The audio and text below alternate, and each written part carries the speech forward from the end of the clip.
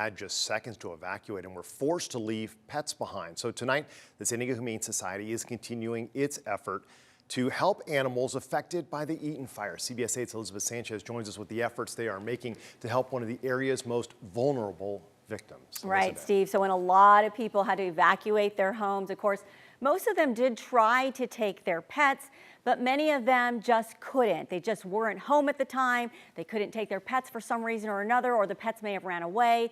So the San Diego Humane Society's emergency responders have been taking calls about rescuing or just checking in on pets. Today they got a call from a family in Altadena asking them to check in on their chickens and peahens.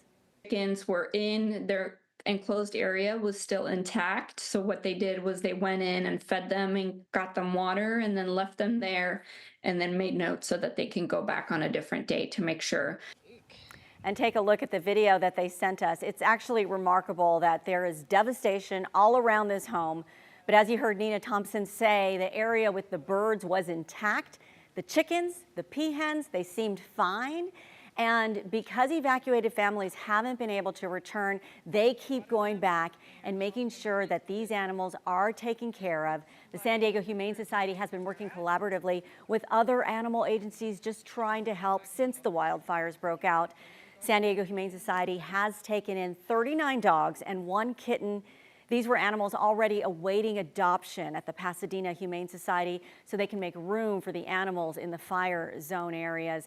Thompson says they're getting a big response from people who want to help, and they say that the way to do this is to sign up to adopt or foster a large dog.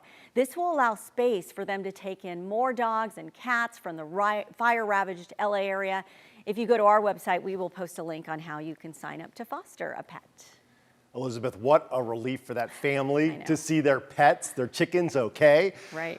All right, so a lot of people here in San Diego probably want to help out in this situation, maybe foster animals for a while, but we have different size yards, different size homes. So are we talking big dogs, little dogs? What's the deal? Well, their greatest need right now is those large dogs. So they're talking about like 50 pounds or greater, like a lab or a German Shepherd. They say most people call and say, I want a small dog. Or a puppy, and they just don't want people to be picky, because they're getting a lot of calls that people say, I want a Pasadena dog. And it's like, well, we just need to make room for the dog, so just please don't be picky. Yeah, and you brought up a good point that a lot of these animals were already in shelters. They're just bringing them here to make room for what they know will be a lot more in the future. Elizabeth, thank you. Sure.